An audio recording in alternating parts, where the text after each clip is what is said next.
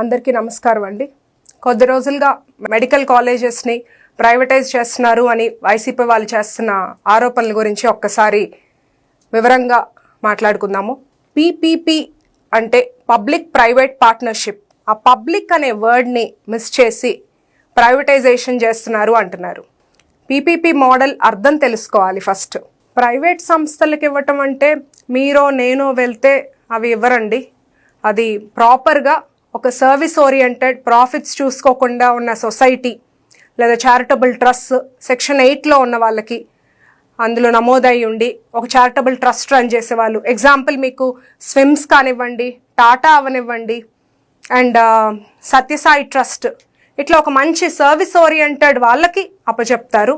వాళ్ళు construction finish చేసి మన గవర్నమెంట్ పెట్టిన ఆ నిబంధనలతో హాస్పిటల్ రన్ చేసి మళ్ళీ 33 ఏళ్ళకి అది మనకి గవర్నమెంట్కి వెనక్కి అప్పచెప్తారు. అంటే జగన్మోహన్ రెడ్డి గారు 25 ఏళ్ళు ఈ ప్లాన్ ప్రకారం కన్స్ట్రక్షన్ ఫినిష్ అయ్యేలోపు మన కాలేజెస్ అన్ని హాస్పిటల్స్ ఫంక్షనింగ్లోకి వచ్చేసి కోట్ల మంది ప్రజలు ఆ వైద్య సేవలు లబ్ధి పొంది తిరిగి గవర్నమెంట్కి అప్పచెప్పడం కూడా అయిపోతుంది. ప్రైవేటైజేషన్కి పీపీపీకి అర్థం తెలియకుండా, కనీసం ఆ డిఫరెన్స్ తెలియకుండా, మినిమం నాలెడ్జ్ లేకుండా ప్రైవేటైజేషన్ చేస్తున్నారు అనేది ఒక రాజకీయ కుట్ర లాగా చూడొచ్చు. ఒక్కసారి మనం జగన్మోహన్ రెడ్డి గారు ప్రతిపాదించిన మెడికల్ కాలేజెస్ అట్లాగే పీపీపీ మోడల్ కింద మనం ఏం డిఫరెన్స్ చూడొచ్చు అనేది మనం ఇక్కడ చూస్తే, సెంట్రల్ గవర్నమెంట్ మంజూరు చేసింది 17 మెడికల్ కాలేజెస్ నిర్మాణానికి గాను 8,480 కోట్ల రూపాయలు ఖర్చు చేయాల్సి ఉంటే గత 5 ఏళ్లలో జగన్మోహన్ రెడ్డి గారు ఖర్చు చేసింది కేవలం 1,550 కోట్లు మాత్రమే. అంటే 18.2%, ఏడాదికి 3% చేసినట్లు. కూటమి ప్రభుత్వం ఈ ఏడాదిలో చూస్తే చేసిన ఖర్చు 786 కోట్ల రూపాయలు, అంటే 9.2%. నిర్మాణ సమయం విషయానికి వస్తే ఈ లెక్కన ఈ స్పీడ్లో గనక మనం టేకప్ చేసుకుంటే 25 సంవత్సరాలు పడుతుంది ఈ 17 కాలేజెస్ కంప్లీట్ అవ్వాలంటే. అంటే జగన్మోహన్ రెడ్డి గారు 17 కాలేజెస్ నేను స్థాపించాను, నేను నిర్మించాను అంటారు. స్టోన్ వేసేదానికి కాలేజ్ నిర్మాణానికి చాలా తేడా ఉంటుంది. ఇప్పుడు నేను as a doctor, as a medical స్టూడెంట్గా నేను ఆ కాలేజ్ ఫేస్ అంతా చూసొచ్చిన పర్సన్గా మాట్లాడుతున్నాను. మెడికల్ కాలేజ్ అంటే జస్ట్ ఒక లెవెల్లో క్లాస్ రూమ్స్ ఉంటే సరిపోదు. ఫస్ట్ ఇయర్ నుండే ల్యాబ్, ఎక్విప్మెంట్ అన్నిటికీ ఎక్స్పోజర్ ఉండాలి. అనాటమీ డిసెక్షన్ హాల్ ఉంటుంది, అక్కడ డెడ్ బాడీస్ మీద మేము లైవ్ డిసెక్షన్ చేసుకుని నేర్చుకుంటాము. సెకండ్ ఇయర్ నుంచి మాకు హాస్పిటల్ అంటే అసోసియేటెడ్ మెడికల్ హాస్పిటల్లో పోస్టింగ్స్ వేస్తారు. పేషెంట్స్తో interaction, cases, different type of రోగుల్ని చూడటము, అది వాళ్ళ దగ్గర ఎలా అనేది నేర్చుకోవటము. ఈ ఎక్స్పోజర్ లేకుండా అంటే పుస్తకాల్లో చూసేసి ఒక స్టూడెంట్స్కి ఎంబీబీఎస్ సీట్స్ అలాట్ చేసేసి కంప్లీషన్ అనుకుంటే రేపు మనుషుల ప్రాణాలతో ఆడుకోవాలా డాక్టర్స్? మెడికల్ సీట్స్ విషయానికి వస్తే జగన్మోహన్ రెడ్డి హయాంలో 5 కాలేజీల్లో వచ్చినవి 500 సీట్లు మాత్రమే. అండ్ అదే మనం పీపీపీ మోడల్లో గనక కాలేజెస్ కంప్లీట్ చేస్తే 17 కాలేజెస్ గాను లీస్ట్ 100 సీట్స్ పర్ కాలేజ్, 100 సీట్లు వేసుకున్నా 1700 మందికి ఆపర్చునిటీ వస్తుంది. లేదా 150 సీట్లు వేసుకుంటే 2550 మందికి సీట్లు వస్తాయి. అండ్ అసలు మెడికల్ గవర్నమెంట్ కాలేజ్లో ప్రపంచం చరిత్రలోనే లేదు. ప్రైవేట్ సీట్స్ ఇంట్రడ్యూస్ చేసిందే జగన్మోహన్ రెడ్డి ప్రభుత్వం. జీవో 107, 108, 133 పాస్ చేసి ఎప్పుడు కూడా మేము చదువుకునే అప్పటి నుంచి కూడా 85% జనరల్ కేటగిరీకి, అలాగే 15% వేరే కోటాకి ఉండేది. ఈ 21-23లో ఏం జరిగిందంటే 50%, అంటే పేద విద్యార్థులకు వచ్చే అవకాశాలని 85 నుంచి 50% తగ్గించింది వైసీపీ ప్రభుత్వం. మిగిలిన 50%లో 35% self finance and 15% NRI quota కింద ఇంట్రడ్యూస్ చేసిందే వైసీపీ గవర్నమెంట్.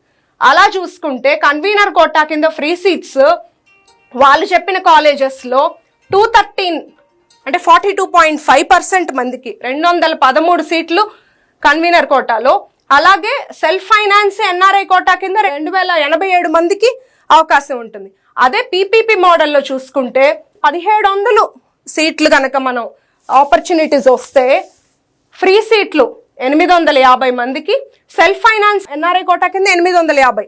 అంటే ఇక్కడ మనం జనరల్ కేటగిరీ డిఫరెన్స్ చూసుకుంటే జగన్మోహన్ రెడ్డి గారు ప్రతిపాదించిన దానిలో 42.5% ఉంటే అక్కడ పీపీపీ మోడల్ కింద వచ్చే ఫ్రీ సీట్స్ 50%. అంటే ఒక్కొక్క మెడికల్ కాలేజ్లో మనం చూసుకుంటే గనక 63 ఉంటే జనరల్ కేటగిరీలో, చంద్రబాబు నాయుడు గారు ప్రపోజ్ చేసిన మోడల్లో 74. అంటే మెడికల్ కాలేజ్కి 11 సీట్లు పెరగబోతున్నాయి. ఓవరాల్గా 10 మెడికల్ కాలేజెస్ కంప్లీట్ అయితే 110 సీట్స్, అంటే 110 మంది పేద విద్యార్థులకు మెడికల్ ఆపర్చునిటీస్ కల్పించిన వాళ్ళం అవుతాము.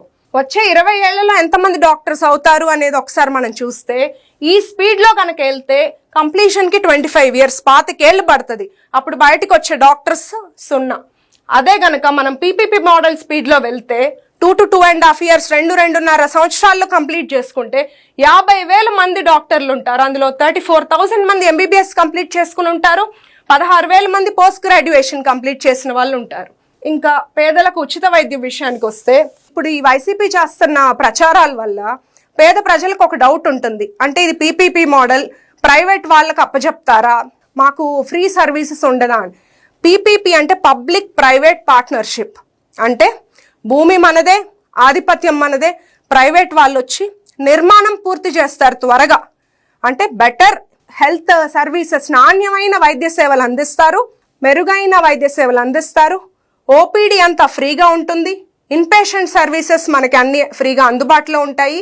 ఎక్కడా కూడా పేషెంట్స్కి అనుమానం అక్కర్లేదు.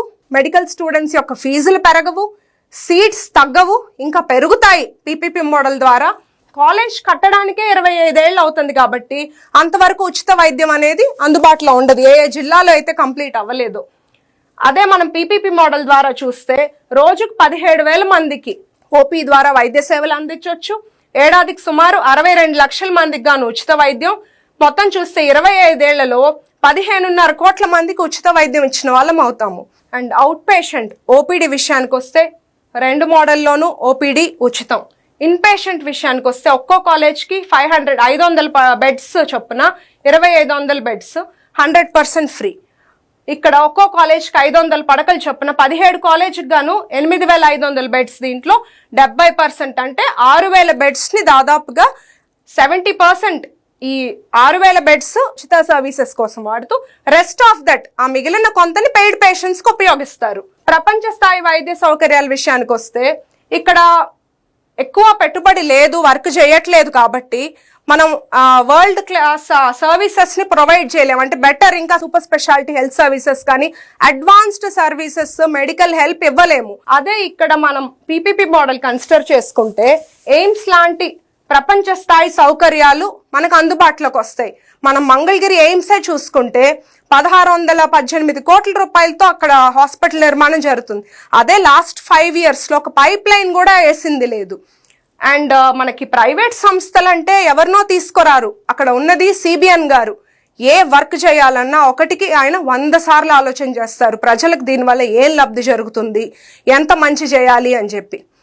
ఒక మంచి track record, service oriented, profit చూసుకొని సొసైటీకి కానీ చారిటబుల్ ట్రస్ట్ కానీ సెక్షన్ 8 కింద వాళ్ళు రిజిస్టర్ అయ్యే ముందు కూడా చారిటబుల్ ట్రస్ట్ రన్ చేస్తున్నారా లేదా ఇవన్నీ క్రైటీరియా చూసుకొని ప్రొసీడ్ అవుతారు. అండ్ యూనివర్సల్ హెల్త్ పాలసీ ఇక్కడ లేదు. మనకి PPP model and Chandrababu Naidu గారు యూనివర్సల్ హెల్త్ పాలసీని ఇంప్లిమెంట్ చేశారు. అంటే ప్రతి ఒక్కరికి గాను 25 lakhs వరకు వాళ్ళ హెల్త్కి, వాళ్ళ ఆరోగ్యానికి గవర్నమెంట్ సహాయం అందిస్తుంది. అండ్ సూపర్ స్పెషలిస్ట్ డాక్టర్లు వచ్చేసరికి ఎప్పుడైతే సూపర్ స్పెషాలిటీ విభాగంలో ఏంటంటే ఎక్విప్మెంట్ అందుబాటులో ఉండాలి, వాళ్ళు ముందుకు రావాలి. ఎందుకంటే వాళ్ళకి సంబంధించిన ఎక్విప్మెంట్, ఆ ఫెసిలిటీస్ అవైలబుల్ ఉంటే వాళ్ళు మెరుగైన వైద్య సేవలు ప్రజలకు ఇవ్వగలుగుతారు. పీపీపీ మోడల్ ఏంటంటే వరల్డ్ క్లాస్ ఫెసిలిటీస్తో హాస్పిటల్ కన్స్ట్రక్ట్ చేస్తున్నారు కాబట్టి సూపర్ స్పెషలిస్ట్ డాక్టర్స్ కూడా ముందుకు వస్తారు. మోర్ సర్వీస్ ఇవ్వగలుగుతాం, మోర్ అడ్వాన్స్డ్ టెక్నాలజీతో ఉన్న ట్రీట్మెంట్స్ కూడా అందుబాటులోకి వస్తాయి. సో ప్రజలకి నేను ఒక డాక్టర్గా, ఒక మహిళగా ఒకటే చెప్తున్నాను, వైసీపీ ప్రభుత్వం ఇప్పుడు పీపీపీ, ప్రైవేటైజేషన్ అని ప్రజల్ని కన్ఫ్యూజ్ చేయడానికి, భయపెట్టడానికి ఎంతగానో ట్రై చేస్తున్నారు. అసలు వాళ్ళ టైంలో చూస్తే హెల్త్ సెక్టరే కాదు ప్రతి వ్యవస్థని నిర్వీర్యం చేశారు. చంద్రబాబు నాయుడు గారు వచ్చిన 15 నెలల్లో మనం చూస్తే సూపర్ 6 హామీలు 90%, 90% సూపర్ 6 హామీలను నిలబెట్టుకున్నారు ఎలక్షన్స్ టైంలో ఇచ్చినవి.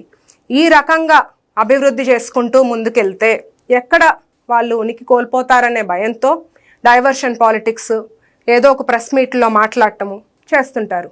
ఈ 11 మందికి ఒక మంచి ప్రజావేదిక ఉంది మాట్లాడటానికి. వీళ్ళు ప్రెస్ మీట్లు పెట్టి వైసీపీ వాళ్ళు మూర్ఖంగా అడ్డుకోవటం చేసే బదులు చక్కగా అసెంబ్లీకి రావచ్చు. మా ఎమ్మెల్యేస్, మినిస్టర్స్, సీఎం గారు, డిప్యూటీ సీఎం గారు అందరూ చర్చకు సిద్ధం.